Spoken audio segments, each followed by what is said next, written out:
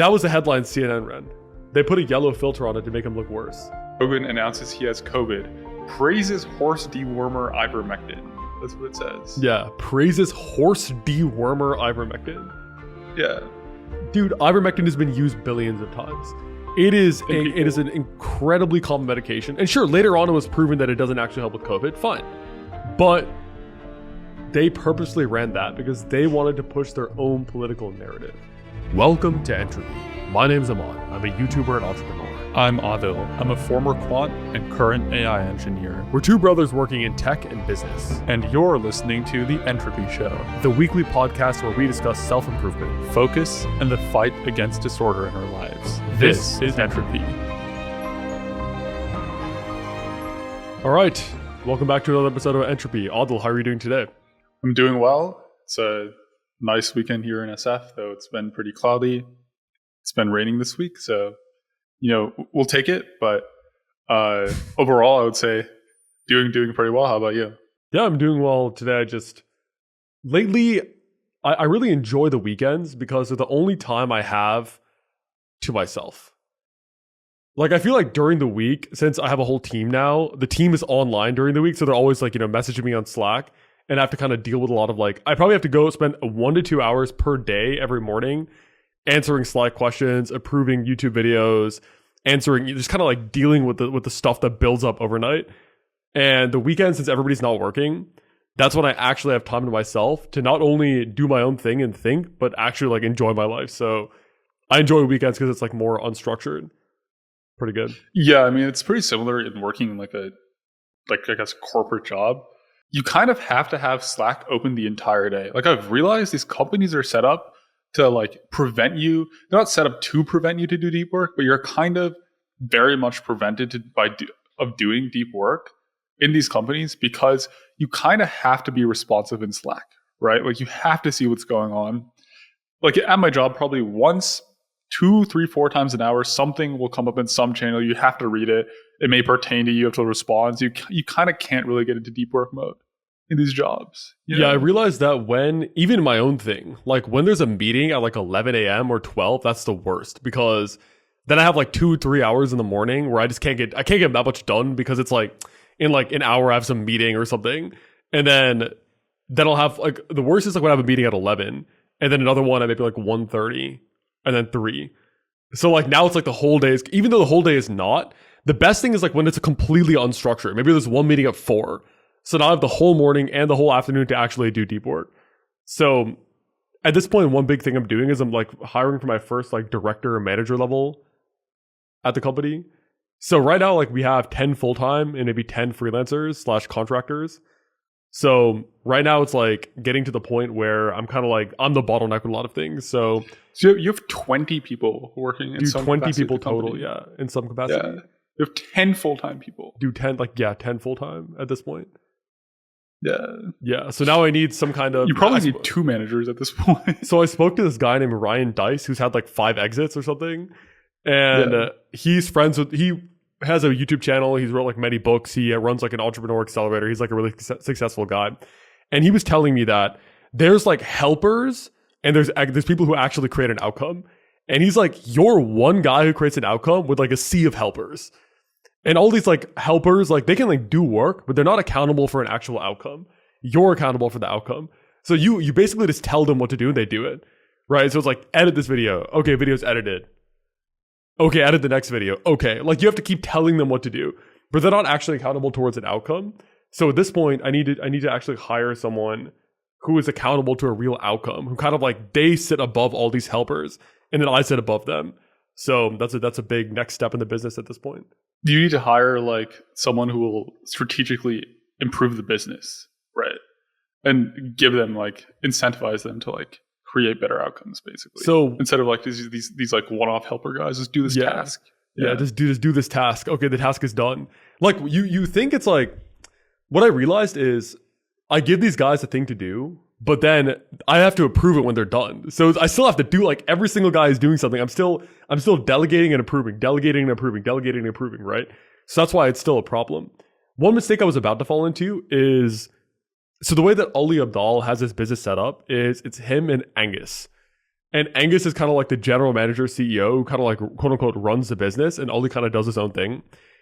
And I was going Alex to do that. and Layla, if you will. Yeah, Alex and Layla, right? So I was going to do that, right? I was thinking, okay, I'm going to do this kind of setup. I talked to Angus. He was like, yeah, you need to do this. You need to hire a general manager or kind of like head of operations guy to do all this work and stuff, right? And I actually launched the recruiting process for this role. I posted on my LinkedIn. I started like, invoking recruiting agencies that I've used in the past. And then I talked to Ryan Dice. And he sat me down and said, dude, like, this is a myth. There's no like general manager guy who can just run the whole business for you. And he goes, if there's a guy out there you could just put in there and just run the business, why would he be working for you?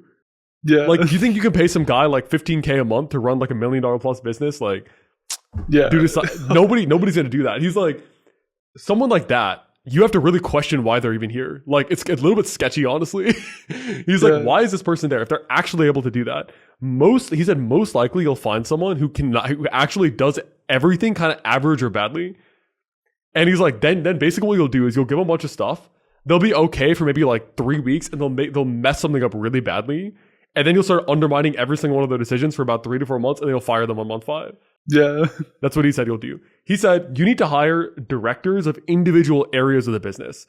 So like a director of marketing, a director of sales, or a director of client success/fulfillment. And then those guys can actually be leaders.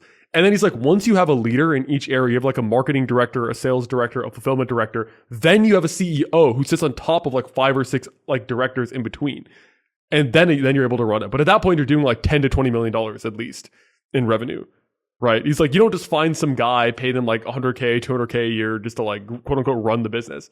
It doesn't work like that. Like, dude, like if a guy could run a business like that, why would they just not figure out their own business and run it? Yeah. Right? If someone could do lead for $200K a year. Yeah. What? If someone can generate leads, generate revenue, and serve the clients, why would they just do that for like 200K? Yeah. What? That makes no sense. So then I realized after talking to him, that was like a massive level up. So the role I'm hiring for is like a head of client success. So their responsibility at this point is to manage all the coaches on my team, manage the support staff, manage the operations. And they take a student from joining the program to getting their dream offer and a glowing review. Like that's what they do. They don't worry about generating revenue. They don't worry about marketing at all. That's all they do. That outcome is realistic for someone to actually do. Plus, like, what, dude? How are you gonna find someone that can do this properly? There's a lot of people out there who have like, ran student success for like ed tech companies, boot camps, college programs, etc. So one big thing I do is I use recruiting agencies. So I pay them like 25% of this person's annual salary, and they go and recruit for like 1 to 2 months for these roles. And they find a lot of great people. So that's what I'm planning on. They just find the guys and you have to interview them, right? Yeah, so they present about 5 to 7 candidates. I interview them and talk to them and stuff and decide which one I want to go with. Yeah. So, yeah, that's my plan. I'm going to hire for this role. I think that'll be a lot better because I realized for me, I actually prefer the side of things. That's like what I like. Yeah, you don't want to deal with fulfillment though. Dude, I don't like it that much. That's just my personal preference. Like, obviously, I think it's good and it's like a good outcome we're creating for the people in my company, but it's not something I really love doing. Like, I love recording the YouTube videos, producing the podcasts. I love the sales side of things. I just inherently like it. But I don't like the fulfillment side. So that's like a big update. I'm hiring that director. It also like role. If you're doing fulfillment with your time, that just doesn't scale, right? Like marketing, sales, like making those processes, marketing, working on videos, that scales. One-on-one fulfillment doesn't scale very well. It's not a good use of your time. Yeah, like dealing with like individual students. Yeah. Like it's just too much for me. So that's why I'm looking for that person to go and do that. Yeah, like you probably need this person ASAP. You probably need a head of customer success. Then you probably need like some other person to run like, I guess you can just run sales and marketing. Those are the 2 parts of your business: sales and marketing, and then customer success. Right? Yeah, I mean that's the 3 parts, right? Like sales, marketing. Yeah. Essentially, sales and marketing falls under client acquisition. So it's like generating the lead and making the lead a client. And I can do that. I can do that just fine right now, at least. Now, sure, maybe down the line, I will. Once we're at doing like a lot more. At that point, I'll need like a director of marketing. Someone who's essentially like, because at this point we're exploring meta ads pretty soon the next month. So they'll be like managing the meta ad creative team, recording 10 new ads a month, managing like the media buyers, looking at the analytics, etc., stuff like that, generating the leads. And then there's like a sales director who like, manages the 7 to 8 salespeople, looks at their metrics, hires them, onboards them. And then there's a CEO above all those people. So, but at this point for me, like I'm fine doing the marketing and sales. It's just a fulfillment that actually is difficult for me to do. You need also a head of program development. Like you need someone to do the R&D of making the program better and better. Yeah. So the good news is that I already hired that role 3 weeks ago.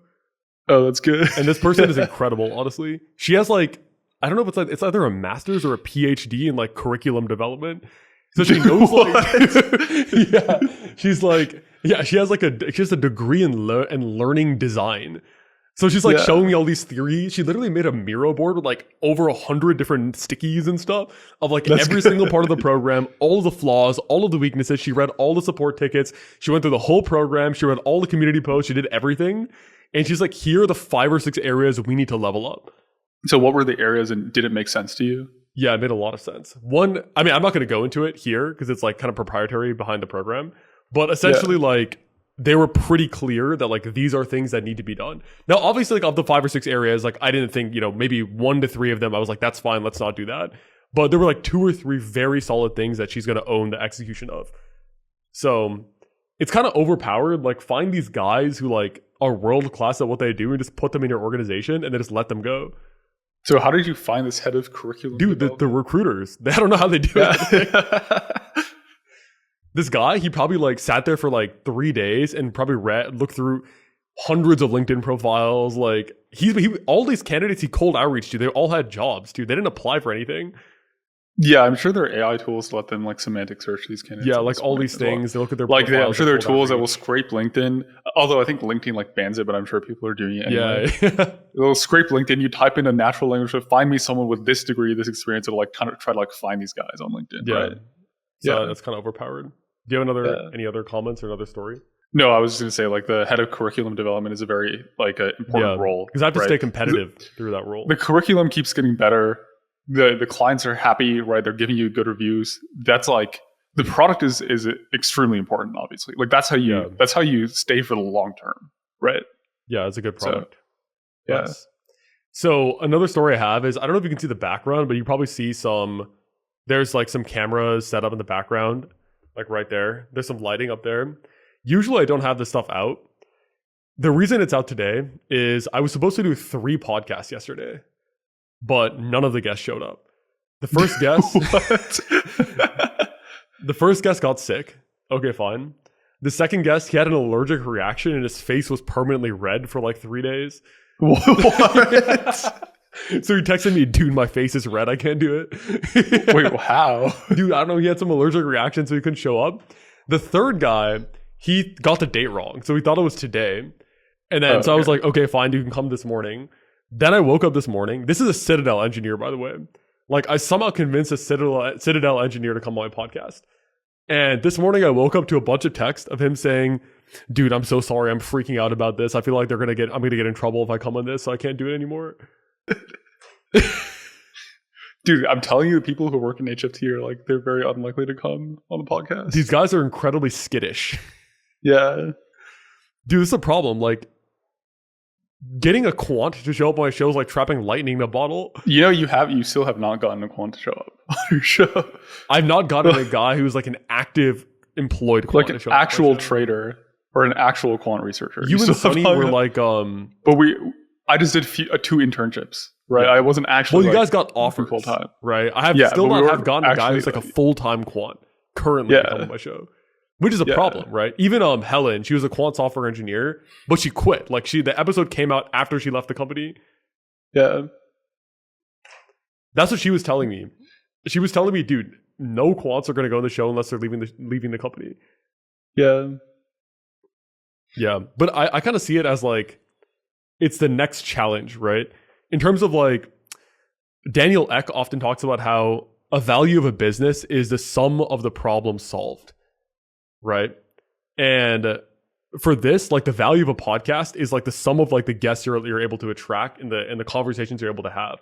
So like if I can figure out some like sales funnel to get these quants on the show, like some kind of like way I can justify it to them, some media kit I can give them to like make the company think, oh, it's fine. then that's like a blue ocean I can create, which other people are not able to do. Yeah, you should probably ask them why they're so hesitant. Like, what is the root issue? Yeah. Dude, like, I'm sure the companies would love the marketing if they just, like, say really good things about their companies, right? Yeah. Yeah. Like, if the only mention of their companies are good, I don't see, like, what the issue is, right?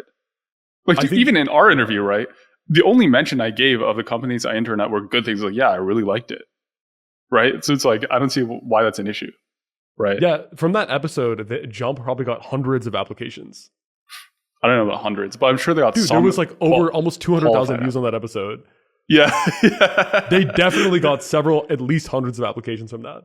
Maybe they got a few qualified people, right, coming out of that. Dude, 200,000 views on a 2-hour podcast, like, yeah.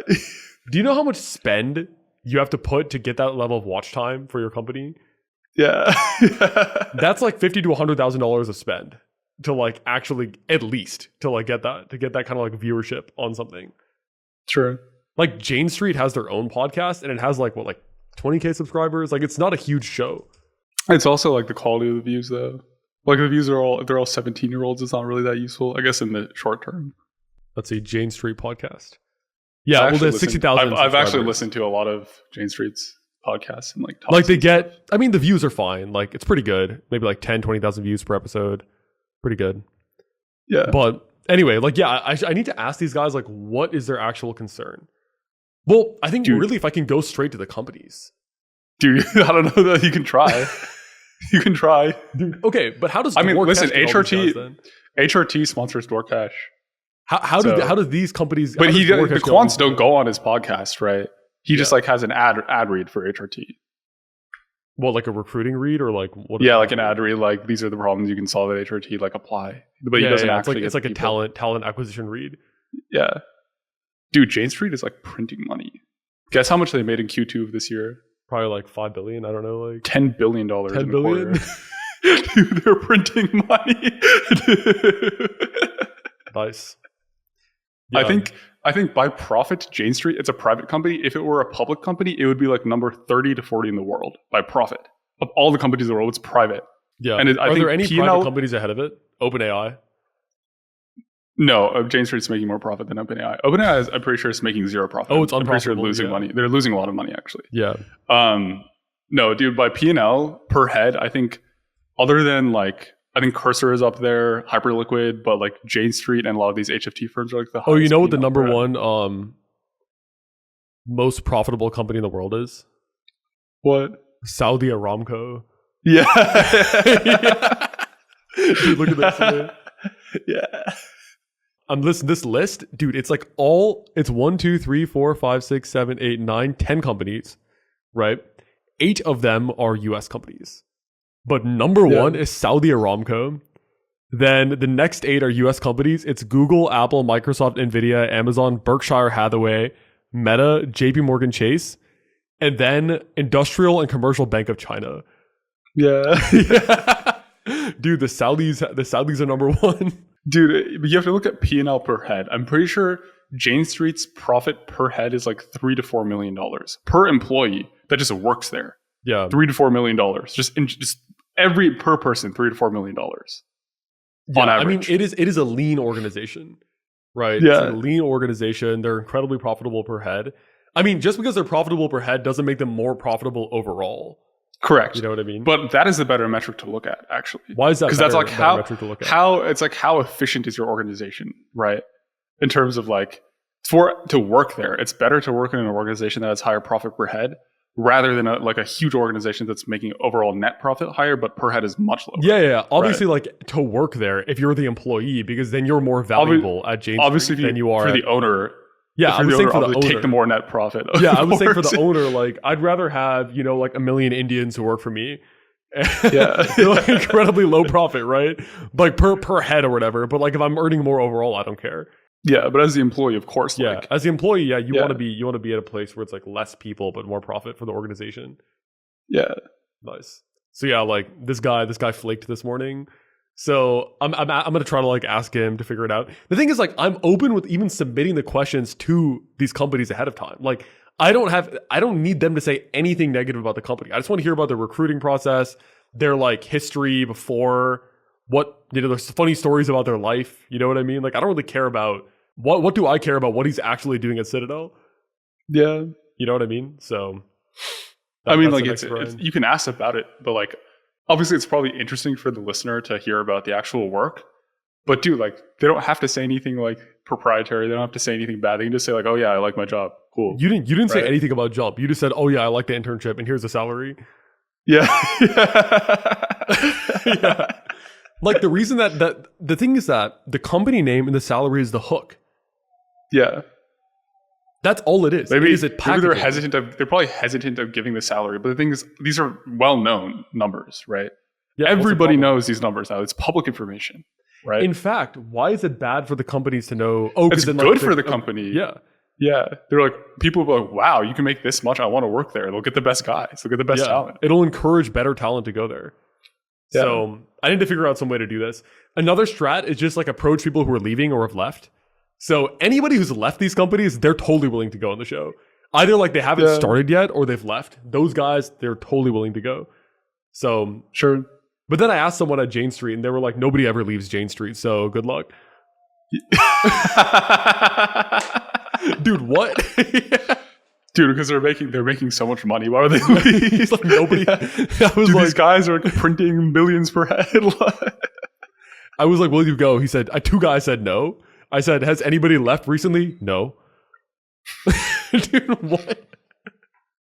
Yeah. What am I supposed to do at this point? Like, these guys. Yeah, these guys. Do you have any other updates or anything? No. So I guess one topic to talk about today is this morning I was in this bookshop, and so I like to do this thing where me and my girlfriend will just like go to some like cool bookstore cafe, bring our book and read there for maybe like 1-2 hours, like sitting there. And at this bookstore, I was just kind of like looking for something to buy. Like I looked at Thinking Fast and Slow, it was like too kind of complicated. Looked at some other book, kind of too complicated. Then I saw this book on Stoicism. So the book is called The Stoic Challenge, A Philosopher's Guide to Becoming Tougher, Calmer, and More Resilient by William B. Irvine. And the reason I bought this book was last night I was at dinner with some friends. I was at K Barbecue.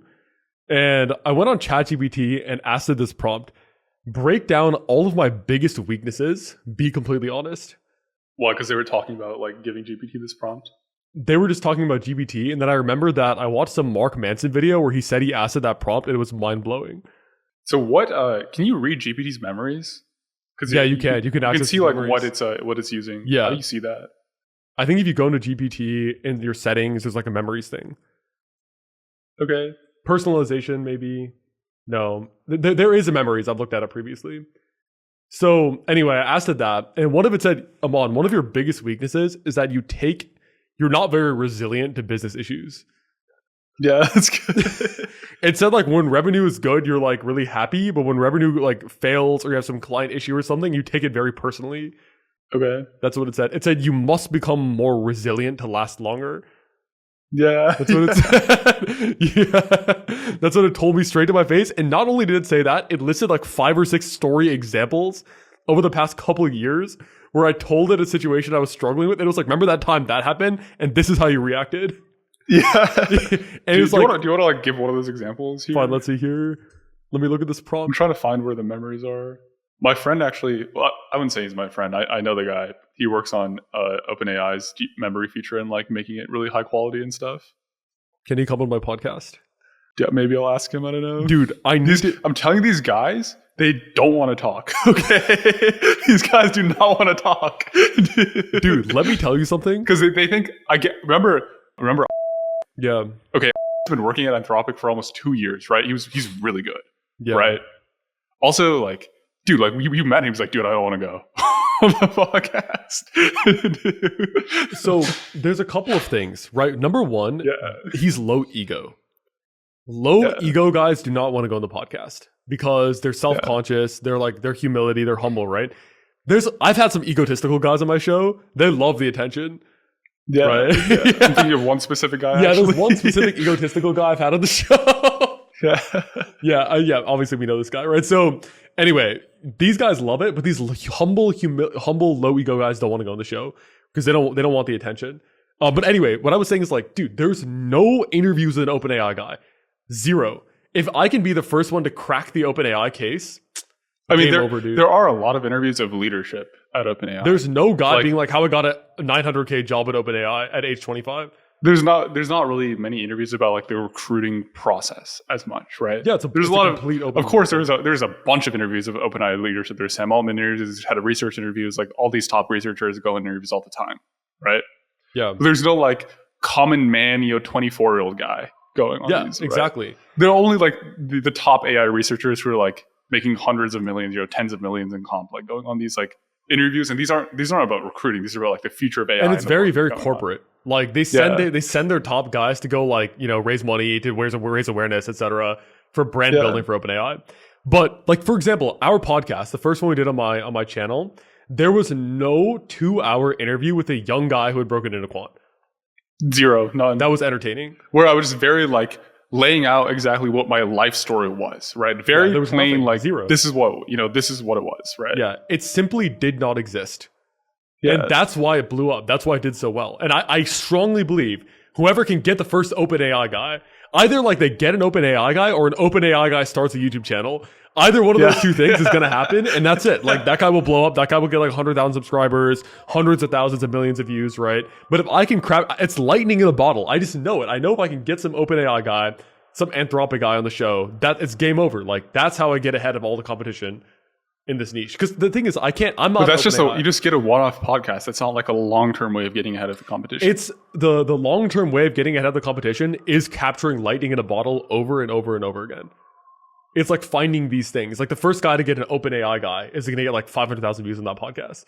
Then the next guy to get an Anthropic guy, right? Then you have that, you're like first mover, right? You have all the eyeballs regarding this. You have people reach out to you. It's just like, you just keep doing that over and over again. So I see. Anyway, like I need to it would probably be actually the best.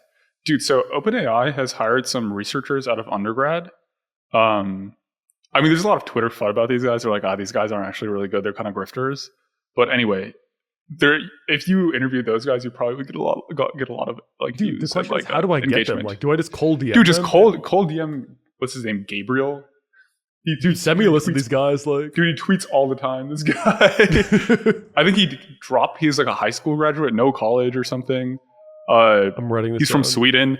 So this guy Gabriel, he tweets all the time, right? Okay, so he's no college, graduated in Sweden, somehow hustled his way into working at Midjourney as a software engineer, then hustled his way to working as a researcher at OpenAI, and he works on Sora, actually. You should probably cold DM this guy. Dude, I think I should just cold DM every guy I can find an Anthropic / OpenAI with like a good offer, which is like, I'll fly to you, I'll build a podcast studio. Here's like 3 episodes I did really well, right? You can say whatever you want. We just want to hear about your story. Yeah. I don't know if you should spam these guys or something. Dude, I think if I hit like 30 guys, someone's going to break. You should focus on the guys who are already kind of talking about this story. Because they have some presence. Dude, this Gabriel guy, okay? He has been talking about his story and how to get a job on Twitter for about a year now. He's been talking about, dude, like, don't apply online, make a project, put it out on Twitter, get people, like, he's been talking about this stuff Gabriel already. Guy's at OpenAI. He's there? Yes. Yeah. Okay. Send me the Twitter profile. You should probably DM this guy. I'm going to cold DM this guy. Because the ones that will get the most attention are the kids that somehow, hustled their way in, right? Yeah. There's another kid named Aiden McLaughlin. He's like probably my age, 23. He like somehow hustled his way in to work on research at OpenAI. Yeah. Too. He's also on Twitter. These are the ones I know about because they're on Twitter, right? Yeah. These Twitter guys. Yeah. Nice. Yeah. All right. Back to the conversation here. Let's see. Yeah. Number 2, you take on emotional burden from every business problem. Examples: client objections feel like personal failures. Negative messages shake you deeply. A single bad interaction can ruin your day. And you feel dread when opening emails during stressful periods. Emotional volatility, inconsistent confidence, inconsistency in sales and leadership presence. Yeah, that's good. That's what it said. So, yeah, I saw that and I was like, dude, I need to become much more resilient to these problems. Okay. So then that led me to, when I was looking for a book, I picked up The Stoic Challenge, this book. And it's actually been really good so far. So the opening chapter is he talks about the story where he's at this airport And classic story, right? Like the flight, they board everyone, some issue, they deplane everybody, then they board them again, then they deplane them again, everybody. And he basically is saying, like, for the first deplaning, he's like really pissed off. He's like sitting there next to his guys being like, dude, like, what the hell? Like, why are they deplaning us? All this, the airplane's hot, all these problems, right? And then for the second one, he remembered, I'm a stoic. Like, these are the stoic gods testing me. Okay, sure. Like, this is just, I have no control over this plane. So why don't I just sit back, smile, and relax? And enjoy it. And then he said everything changed. He's sitting there smiling, listening to his like fellow comrades like, oh, this is so irritating. Why are they being so complaining the whole time? And he said they gave him like a voucher to go to the hotel. And then on the bus, he's saying he's like leaning back like this, smiling, as all these passengers are complaining the whole time. Okay. Right? Then he goes into a hotel, gets like 5 hours of sleep, smiling on the way back to the plane, no problems. Everybody's still complaining the whole time. And then he gets back home. Right? So the way he opens the book by talking about how like, and this is obviously classic Stoic. I think the way he explains it is really good. It was very like nicely written. It's also kind of an experience that most people have had experience with, like, do the airport transportation system. This happens to everyone. Like, yeah, he probably intentionally chose a relatable experience. Yeah, dude, like, I think there's a 1 in 4 chance of a flight being delayed every time you take a plane. It's 1 in 4. Dude, 1 in 4. I was researching this last year because I was curious. There's a 1 in 4 shot of every flight having some issue, either being delayed, flight attendant didn't show up, something happens and anecdotally, that's correct, right? Like, I feel like 1 in 4 flights I've taken have had something go wrong at some point. But yeah, he picked a good example, right? But it just really showed like, it's like the second arrow story of like Buddhism, right? Yeah. Like the first arrow is the flight being delayed. It's the fact that you have to cancel your hotel. You have to deal with all these plans. You have to sleep badly. But the second arrow is your reaction to that.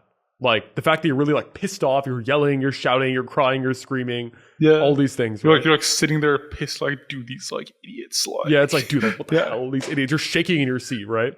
Yeah. And he says most people suffer far worse from their emotional reaction to the situation than the actual situation. Yeah.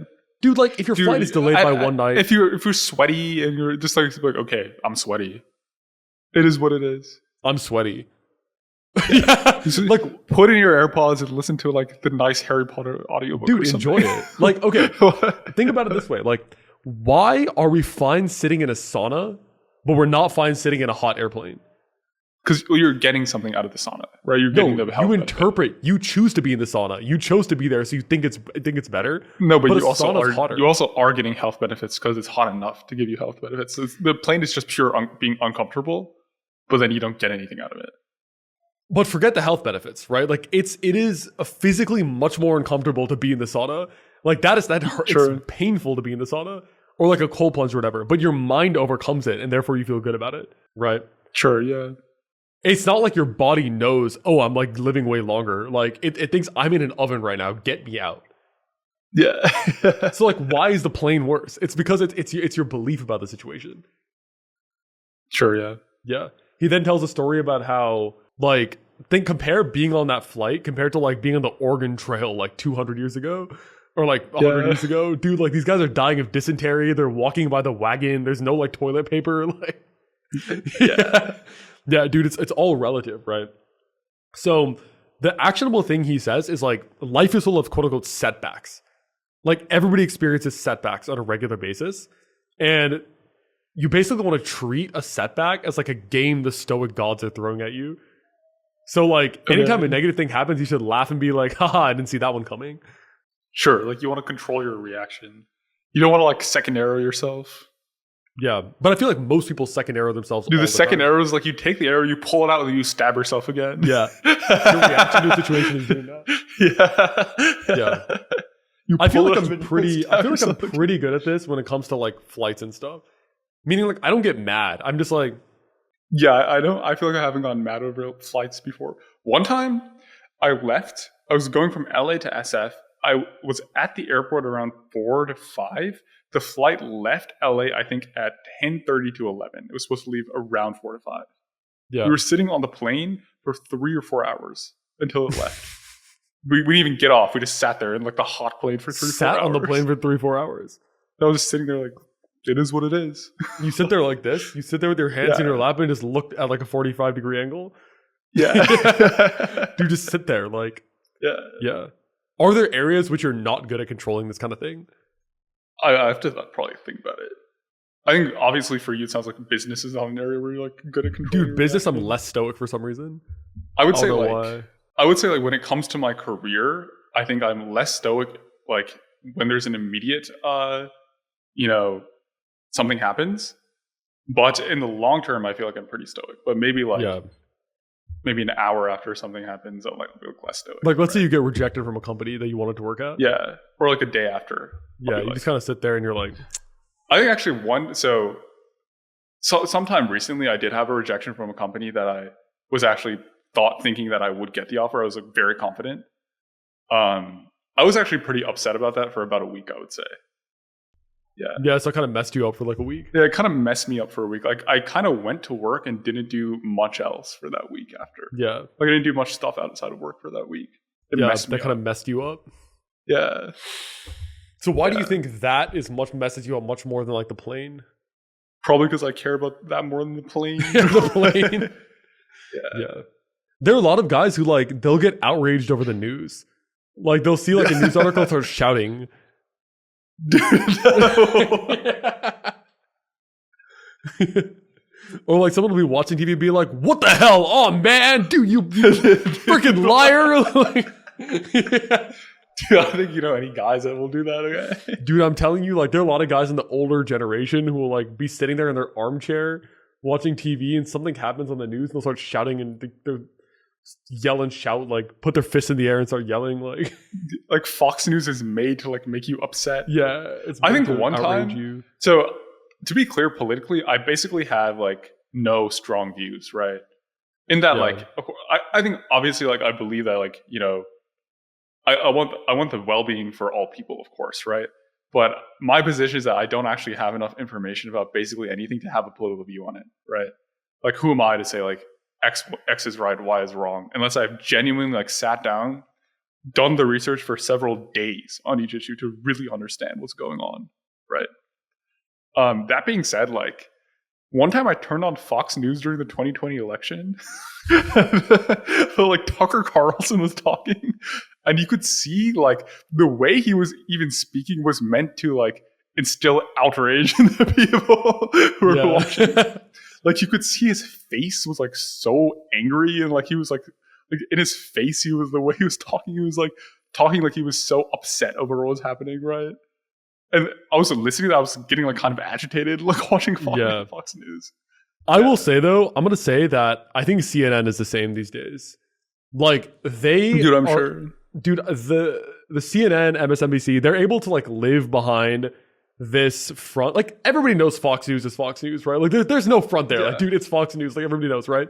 But I think CNN and MSNBC were able to like live under this mirage of, oh, we're good, we're reporting the facts, we're moral. But like, remember when Joe Rogan took, what was it called? Ivermectin. So Joe Rogan took ivermectin.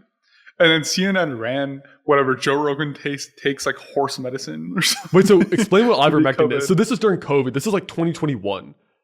Right? Yeah, this is 2021. Peak COVID. There's this medication called ivermectin that it was like an anti-parasite. Right? Yeah, anti-parasite. I think it's been used billions of times, right? Yeah. And people like kind of thought like, oh, maybe this will help COVID, right? So Joe Rogan got COVID. He took many things, right? I think he took ivermectin. I think he took other medications, right? Ivermectin was one of many, right? I think he also got vaccinated, didn't he? He did not get vaccinated. He did not. Okay, he didn't get vaccinated, right? This was the peak of like the craze about these people were saying like, oh, these anti-vaxxers, blah blah blah, right? It was like the peak of the vaccine craze, right? So then ivermectin is one of the things he took, and then CNN runs their headline: Joe Rogan takes horse medicine. So basically, like Joe Rogan posted on his Instagram like a vertical selfie video of him outside, and he goes like, "Welp, I got it, folks. Got COVID. We're throwing the kitchen sink at it. Ivermectin, monoclonal antibodies. That was another one. He's like, dude, he's literally taking monoclonal antibodies too. Yeah, he also did like IV vitamins. Did some IV thing. He did everything you could think of, right? Like all these, you know, like kind of like edge case treatments, whatever. You know, he can make his own decision. I actually think like some of those are probably good, right? Like, you know what I mean? I think monoclonal antibodies was like approved for treatment maybe 6 months later after that, right? And IV nutrients, vitamins, whatever. Like that's just a normal thing that people do when they're sick, right? They get like an IV drip of that kind of stuff. Anyway, ivermectin was like one of 6 of those options, right? And he was like doing a selfie video outside, and then CNN clipped that selfie video from Instagram, applied a yellow-green filter on it to make it look sickly. Really red. Yeah. It was like a yellow-green filter. Yeah. Basically, it was some yellow-green weird filter they put on it to make him look like he was some swamp creature or something. Like, yeah. And then the headline was, Joe Rogan takes horse dewormer. Yeah. Joe Rogan takes horse dewormer for COVID. That was the headline. Was that CNN's headline? That was CNN's headline. Dude, that was CNN's? Yeah. Yeah, dude, it's literally there. Yeah. Yeah. So, yeah, that was the headline CNN ran. They put a yellow filter on it to make him look worse. Rogan announces he has COVID. Praises horse dewormer ivermectin. That's what it says. Yeah, praises horse dewormer ivermectin. Yeah. Dude, ivermectin has been used billions of times. It is an incredibly common medication. And sure, later on it was proven that it doesn't actually help with COVID. Fine. But they purposely ran that because they wanted to push their own political narrative. So I think after that point... Of course, like I think it's known that CNN is like... Dude, every single news organization... all the traditional media, all the news organizations are like kind of compromised. They're all kind of messed up. They're all like done. They're all like right? the Times. They're all... Yeah. Yeah, they're all done. This is why everyone's moved towards alternative media, right? Yeah, like Crystal and Sagar, Breaking Point, stuff like that. Yeah. Ivermectin has been used safely in 3.7 billion doses worldwide. About 250 million people take it annually. Yeah, think about that. And yet they called it horse dewormer. So anyway, there's like a few... I feel like that was a canon event. That was like one of the moments out there which like... I already knew Fox News was like trying to be like politically weird and on purpose, obviously. But at that point, I kind of lost faith in like everything. I was like, dude, CNN, it does the same thing. They're all like kind of messed up. But I don't follow the news anyway. Do you follow the news or no? No. It's a complete waste. I don't follow the news. I only look at Twitter and then whatever news comes there, which is basically only tech news, I'll see. Yeah. So, yeah. I feel like this government shutdown, dude, I have no idea what's going on with that. Dude, I have no idea what's going on. Some government, I don't I'll really get some know. news from All In, like the things those guys think they want to talk about.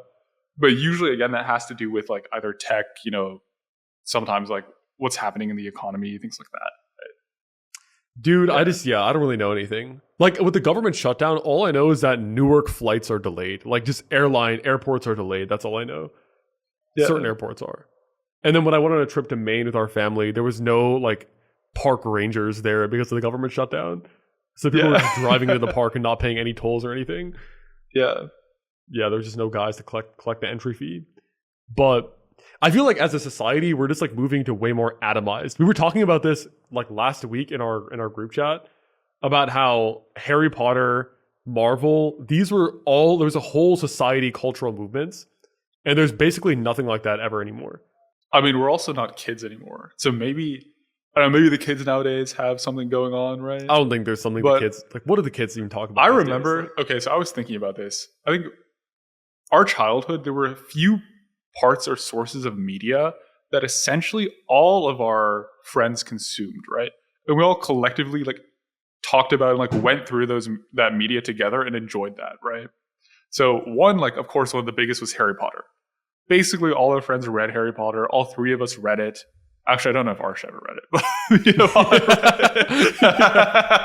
I think you probably did at some point. Yeah, anyway. So then, you know, we all watched the movies. Aman even bought, like, the Blu-ray Harry Potter, like, discs. I remember him I wouldn't let you guys watch it. House. He wouldn't let us watch it for some reason. You guys aren't watching my Blu-ray discs. Dude, I used to play, like, the Lego Harry Potter games on the Xbox for Wii. I think it was one of those 2, right? I think on Xbox, right? Lego Harry Potter. That was one. Then, of course, like, 2010s for most like teenage boys was like completely Marvel, right?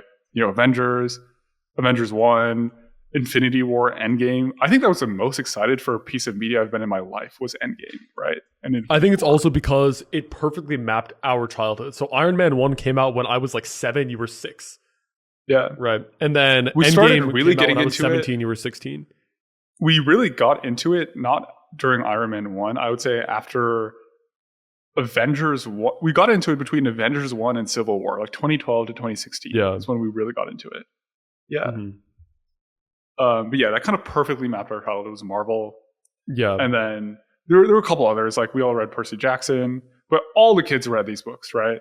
And then we kind of played the same video games. Like we all played Pokemon, right? We all played Minecraft, all played Pokemon. We even played the same Pokemon games to the T. Like we all started with Gen 4, Diamond and Pearl, same things, right? Nowadays, dude, like I feel like all the kids have their like, whatever. They have their, what's the word for it? Like sharded media or whatever. So basically, we grew up in a monoculture area. Yeah. It was monoculture, right? Yeah, it was monoculture is what the term is. And I was asking ChatGPT about this while you were talking to actually get the facts on this. Yeah, from like 2000 to 2015, a few mega franchises dominated global culture. This is Harry Potter, Percy Jackson, Marvel, Minecraft, Pokemon, Twilight/Hunger Games. Hunger Games. We weren't so into Hunger Games, but we did watch all the movies. We read all the books. Dude, yeah, right? we were into, I liked the movies. books. I wasn't as into it as Harry Potter, right? Yeah. Star but Wars. Those other ones, dude, like we were like, those were like the main sources of entertainment for us. Like Pokemon, Minecraft were the video games. Movies were Marvel. Books were Harry Potter and Percy Jackson. Yeah, those were the big ones. Yeah, it was monoculture, right? Everyone consumed the same content because there were fewer platforms and less fragmentation. And what broke it was TikTok and YouTube. It was the social media platforms, right? Now cultural mobile, it was really it's the algorithms. It's the For You algorithms that suggest content based on your individual preference. And that's what broke monoculture. So for example, like people we follow, like how many people on the street know who like Jeff Nippard is, right? Like Mike Isertel v. Jeff Nippard v. Greg Doucette v. Solomon, like dude, like this is like how many people know who like Ali Abdaal is, right? How many people know who Hormozy is? Dude, even Chris Williamson, like most people, a lot of people don't even know who Chris Williamson is. I have friends who are entrepreneurs who like Hormozy, and I'm like, I went to go see Chris Williamson, and they say, I don't know who that is. Yeah, see, there are guys who like Hormozy, listen to Hormozy on Diary of a CEO and Iced Coffee Hour who have not discovered Chris Williamson yet. Yeah, whereas back in the day, as a kid, basically all my friends, every kid I knew, all played Minecraft. All of us. Essentially near 100%. Yeah, near 100%. Yeah. I don't think there's anything like that these days. Right. Another reason why here is it's because studios stopped taking risks. So like most IP these days is like reboots, sequels, or remakes. Right? Like they don't take risks anymore, studios. Because like the declining viewership as well. Like eyeballs are going online. Studios like movie theaters are losing money, etc. And then it gave a list of things that actually are huge at scale. And I think this proves our point. Number 1, anime. Demon Slayer, Jujutsu Kaisen, Attack on Titan, My Hero Academia. I have never heard of any of these. I mean, I've heard of maybe one of these vaguely. Right. So some of my friends used to watch anime, but we weren't really into anime at all. Like if this is truly global mainstream, then why do I not know what like 80% of this is? Dude, I think it's in America, worldwide. It's just bigger than Percy Jackson ever was, is the note here. Dude, I remember going and seeing the Percy Jackson movie with Peyton, actually, or something, right? Yeah. We watched the Sea of Monsters with Peyton. Yeah, we did. I think we watched the first one with Peyton. One of them we watched. Peyton is my childhood friend. And number 2 on this list is Fortnite, a cultural ecosystem. Fashion, concerts, movies, collabs, Minecraft multiplied by 100. Dude, like, I don't know what any of this is. I think you need to put GPT into thinking mode and tell it to do its research. Okay. I don't think Fortnite's Minecraft multiplied Okay, fair enough, right? It has like Roblox, Taylor Swift plus K-pop, TikTok creators as micro universes. Like they follow individual TikTok creators, right? Like I don't follow any of these things it's listing, right? If it was truly monoculture, I would we were follow also young boys. Like we weren't going to follow Taylor Swift, right? I think if you're a young girl growing up in our time, Taylor Swift would be like the music everyone listened to, right? But even nowadays, Like, I think that everyone listening to Taylor Swift seems like a thing of like, you know, late 2000s to 2010s, not in the modern day. That's my impression. Like, she still has all those fans, right? But I don't think like every 15-year-old is still listening to Taylor Swift, right? I think for girls, there was like a different universe, which was like Disney Channel and like there's a different universe. Yeah, that was like a whole thing that we were just their universe didn't have Minecraft or Pokemon or their universe was like the sweet life of Zach and Cody, like Ariana Grande, like all this kind of stuff. Demi Lovato, like all these Disney Channel kind of shows. You know what I mean? Yeah. That was like the girls, like, you know, Justin Bieber, Zac Efron, kind of like these people. Yeah. So High we didn't know School about Musical. Yeah, High School Musical was a big one. High School Musical was like their Percy Jackson. Like, yeah, I don't think girls play Minecraft. Oh yeah, see, I'm looking at this here. Like, kids don't grow up with Frodo, Harry, or Percy. They grow up with Kai Cenat, I Show Speed, dude.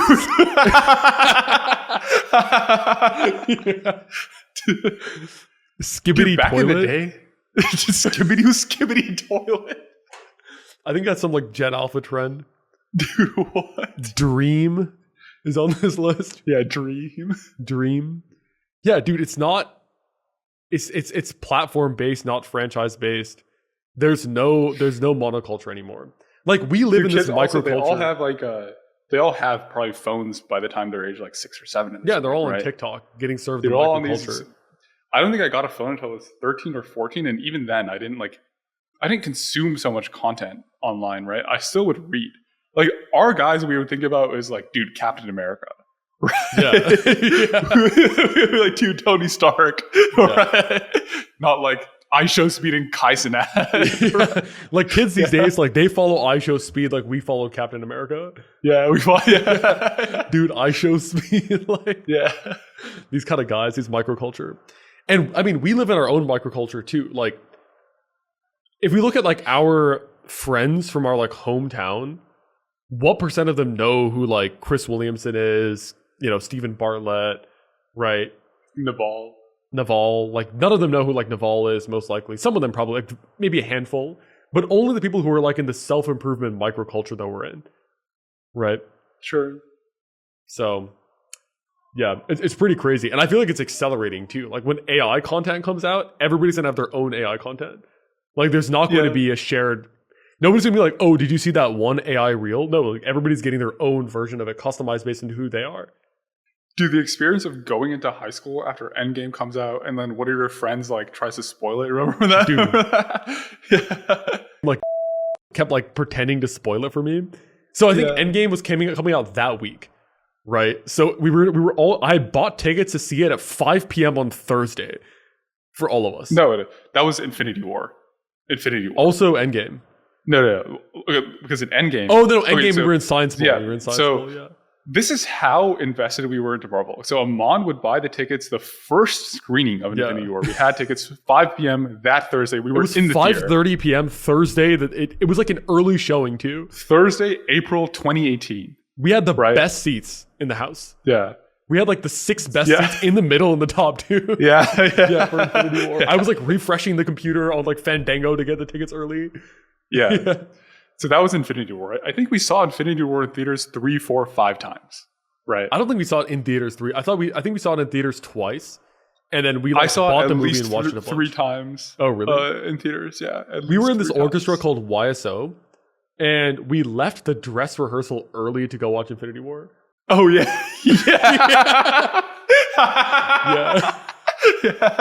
Yeah, it's like this symphony orchestra we were in. So what they'll do is they'll have a dress rehearsal, I think, the week before the actual concert, right? Yeah. And you like run the whole concert, rehearse it. I think we just left. Dude, we just walked out. Due to situations like that where I realized that's the way. It's not the week. It's a couple days before the concert. The Thursday before the concert, like, guys, we have a dress rehearsal. I think we just didn't show up. Right? I remember walking out and going. Dude, I'm pretty sure we went and then walked out for some reason. Yeah, we either didn't show up or we walked out, and I don't think anything happened to us because that was our last year we did YSO anyway. Yeah. So, in the last podcast, I think we talked about how we were fighting over the last and the second to last year anyway. Yeah. Right. So like we went to go see this Infinity War. It was 5:30 p.m. I feel like we got Red Robin prior. We got Red Robin with our friends prior to going there. Yeah. Maybe we just didn't show up. I feel like we skipped it, or something happened in the dress rehearsal. Yeah, we skipped it, Yeah. Then we went to Red Robin, then we went to go see it. I remember before Infinity War, like, we had these friends named, like, and they kept, like, pretending to spoil it. And I was so pissed off during lunch that I picked up my tray and hit him on the head with it. Dude, what? Dude, he kept being like, and this happened and that happened. I was like, dude, like, stop. It's like I like hit him on the hit him with the tray. The thing is, these guys didn't actually know the spoilers. Like, I went into that movie fully thinking Thanos was only going to acquire 3 of the Infinity Stones, and then the next movie would be the next 3, right? Yeah. Obviously, that didn't end up happening, but I actually went into that movie without spoilers. And this other guy kept telling me that Captain America died. Yeah, which also didn't happen. Yeah. That was the kind of like experience in high school. Like, you'd have these friends who, like, they would think it was funny to, like, try and spoil it because we cared about it so much. That's why they thought it was funny to actually spoil it. Yeah, and then so the story for us for Endgame is we were so invested in Marvel and Endgame, and if you lived through that time, there was such like a build up towards Endgame. It was 10 plus years of build up to Endgame, right? So we were the state champion science bowl team when I was a junior in high school and Aman was a senior in high school. So we went to Washington, D.C. to compete in the National Science Bowl competition. And that was the weekend that Endgame came out, was the National Science Bowl competition of 2019. And they gave us a day, I think was the day before we actually did the competition. It was like, Friday or Saturday, where we could tour all the monuments in DC. We had time, 5-6 hours, go tour DC. And instead of touring DC, we bought tickets to go see Endgame. We walked to the theater and saw it there instead of waiting the week to come home because we had to see it. We had terrible seats too. We were in the front row. We had terrible seats, yeah. Honestly, we should have just went home and had good seats. Like, we kind of wasted it on bad seats, I remember. Yeah. I didn't actually enjoy it that much because we were in the front row. I remember thinking this wasn't that good. But then on rewatch, it was really good. I think we went to the theater again at home and watched it. Yeah. Yeah, so that was good. They also reran it. I remember they reran it because they wanted to beat Avatar. Have the highest grossing movie of all time. Yeah. Right. So they did reruns. And then I remember when we were watching it in DC, there were some other kids at Science Bowl who were also doing the same thing as us. Yeah. Yeah, because they were all wearing their Science Bowl shirts so we could see them. Yeah. That shows some monoculture. Anyway, that was how invested we were. Like, I haven't been to DC since. Yeah. Like, instead of seeing Washington DC, no, we're gonna go see Endgame. We're gonna go see Endgame. But I mean, our priorities were different back then. Like, we truly cared about this cultural moment. We didn't care about the monuments as much back then. Yeah. Right. Now, I've been to DC like 4 times since then. So, I mean, I wouldn't do that these days. But yeah, I think it's interesting how I think these days, like, yeah, we all live in our own culture at this point. So I'm sure Harry Potter was kind of like that experience for millennials because they're about 10, 15 years older than us. That's kind of the differential. Like, they were probably in line to pick up Deathly Hallows when it came out. People would camp overnight at the bookstore and like sleep outside so they could get their hands on Deathly Hallows as soon as it dropped, the book. Yeah. Yeah. Because there was no ebooks back then. You could not get a book online. There's not like such strong franchise. Like, the collective culture is like very there's nothing like that. Everyone wants to know like what's going to happen in the franchise, right? Yeah. Did you listen to the Harry Potter audiobook? Did you start it? No, I didn't. Dude, I've been kind of like asking GPT about Harry Potter here and there. Just like, dude, listen to it. I've been doing that, but like as I'm listening. So for example, I think of like plot holes, and I'm like, what was this addressed? Like, dude, J.K. Rowling, she's actually good at foreshadowing. So did you know she wrote all 7 books before the first one came out? What? She if not wrote, she outlined all 7 books before Sorcerer's Stone came out. I'm sure she knew about the Horcruxes from day one. Dude, she knew about the Horcruxes in book 1. She knew Snape was actually good, but it was all set up. She knew about Dumbledore's backstory. This is all spoilers for Harry Potter, by the way. Like, if you I mean, dude, it's been 20 years at this point. Like, she knew about Dumbledore's past because they're literally teasers of it. She knew about the prophecy. Like, at the end of Sorcerer's Stone, Harry says, "But Professor Dumbledore, why did Voldemort want to kill me as a baby?" And then Dumbledore says, "That's for another day, Harry." Like, that's teasing the prophecy, Yeah. Dude, she has end credit scenes. Like, if you listen to Chamber of Secrets, Hagrid goes to Azkaban in Chamber of Secrets, right? And that's teasing Azkaban as a concept in book 3. I see. Yeah. Also, they foreshadow like why was Hagrid expelled in book 1. They talk about that. They foreshadow it. It's gonna find. You're gonna find out in book 2. Right.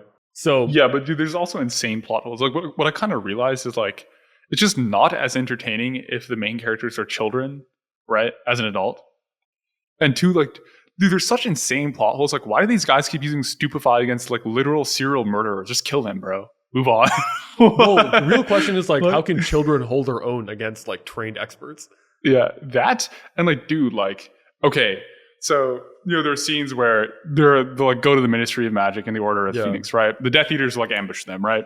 They'll hold all Harry's friends hostage, like give over the prophecy, right? Then the Order will show up and like fight them. But they just like stupefy them, and then the Death Eaters keep being like repeat criminals over and over and over again. Yeah. Dude, at some point, just sectum semper them, okay? Dude, these guys are literally killing people over and over, day after day. Why are you like not using lethal force? They're trying to kill you. Yeah, I would say like let's say this is like an FBI raid against organized crime. Dude, like, this is like FBI versus like domestic terrorists, dude. They're gonna kill them if the domestic are firing back. They're firing machine guns at you, and you're trying to tase them back. Is the analogy? Do you think SEAL Team 6 against Al Qaeda is like not using lethal force? Like no, dude, they're using lethal force. Yeah, what? Of course. Yeah, right. Dude, there's also like they go to Malfoy Manor and like Deathly Hallows, right? And they like somehow escape, and then like they just disarm them and leave, right? And then Bellatrix like throws a knife and kills Dobby. Like, dude, what? Why are you not like breaking both of their legs and leaving them crippled for the rest of their life or something? So the thing is, like, obviously you need to set the plot holes aside, right? Like, this is a children's story, right? A story is not meant to be written like that. Obviously, like, there's no challenge. There's nothing. You know what I mean? Read like a history book if you actually want like something that's real, you know. But I think it's actually great. Like, I really enjoyed it. I re-listened to the Harry Potter book 1. They're releasing like the full cast audio like each month. So I think it is worth it. Like, it is entertaining. It's just like a fun listen. I'm gonna go see The Cursed Child this weekend. Wasn't that like pretty lowly rated though? Like, people thought it wasn't good. So I was asking ChatGPT, does The Cursed Child suck? And it said no, it's actually great if you actually go and see it. It's lowly rated because 99% of people are not going to go to Broadway to go watch the show. They just read the playbook, like they read the manuscript, and it's not like meant to be written like a book. Wait, it's a Broadway manuscript. It's not a book. No, it's like she released the manuscript of the play with like the dialogue. Dude, obviously, like the script is gonna suck if you just read the script, dude. Yeah, it's a script. It's like a screenplay. So so GPT said everybody read that and hated it. But if you actually go to see the show, it's pretty good. So anyway, they brought back Tom Felton for Draco. Oh, for the voice or the Cursed Child? For the Cursed Child. Oh, I see. That's why I'm seeing it this weekend. It's like he's on Broadway 25 years later. Yeah. Yeah. But anyway, I think it's worth it. I think it's pretty cool. But yeah, there is no monoculture anymore. It's yeah, we'll see like if things get more micro or like if people choose to like leave technology and become more mono again. That's the trend, that it's going to be more fragmented, and then eventually people will essentially have their own custom content, right? I feel like Gen Z is kind of fighting against this though. Have you seen those like touch grass trends now? No. So the reason I know about this is Cole Hastings. You know Cole Hastings? Yeah. He's like a self-improvement YouTuber. 5 hours ago, he made a video called "Being Chronically Offline is the New Cool." Like chronically offline. In the thumbnail is like some like girl reading her book outside, and like Gen Z is quietly leaving social media feeds, and it's like a Nintendo DS and like an actual camera and a notebook and stuff in the thumbnail. Yeah. And so I saw that, and then earlier today I also listened to a Mark Manson podcast called Solved, where they release a 4-hour episode once a month of like some incredibly well-researched topic. And this one is about like a 2-hour episode about comparing yourself to others. Like all the science, why do you compare yourself? What did Aristotle say about this? Is it good? Is it bad? Should you keep comparing yourself to others? Like how do you actually take away from it? And he was talking about how he feels like people are on social media are kind of against like the whole comparison thing. People are trying to be more offline these days. So I feel like it's like a pendulum. I think people are kind of waking up to how bad like, you know, chronic like cell phone usage, online usage, etc. Yeah, that makes sense. Nice. Or do you have any other recommendations or anything else you want to bring up? No, that was basically it. I mean, like, dude, like Harry Potter has so many plot holes when you think about it. I was like, wait, what? Dude, every you can come up with a plot hole for anything, dude. Like Lord of the Rings has it's just like as an adult reading, I was like, dude, like yeah. I mean, essentially, you need to suspend your disbelief. You know what I mean? Yeah. Like it's not meant to be like, okay, you know what a big plot hole is? Where is Harry's family? You're telling me that the only ones left, the grandparents, like James Potter's parents gone, Lily Potter's parents gone. Both of them had James had no siblings, no cousins. Yeah. Where are the cousins? Right? Yeah. You're telling me his parents didn't have any siblings? Dude, what? Where is his family? Like, why the is only one is Aunt Petunia? Yeah. And then, dude, come on, like, dude, if these guys are abusing him, like, why is he living there? Like, why doesn't like some James Potter had many friends. They were both like the community loved them. Like that was the story. Yeah. Like, dude, they're both like the pride of the community, right? Dude, I'm sure like there would be like hundreds of people willing to take Harry in. Oh no, there's a reason why. You know the reason why, right? Oh, is the protection? Whatever. It's a protection because it runs in Petunia's veins. Dude, but everyone believed Voldemort was dead. Dumbledore knew that he was not dead. Dude, reread book 1. It's clear. Dumbledore, like in the beginning, in the opening scene, basically when he's dropping Harry off at his aunt and uncle, dude, they tease Voldemort coming back in that opening scene. Literally, he's like, McGonagall's like, "Do you think he's gone?" And Dumbledore's like, "No, he's gone. Maybe stop, but we know he will return at some point." That's why we're dropping him off here. So, dude, they tease Sirius Black in that opening chapter. Like Hagrid comes on the motorcycle and he's like, "Borrowed it from young Sirius Black."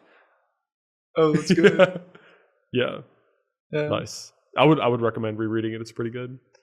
But anyways, I will talk to you later then. See ya. Bye.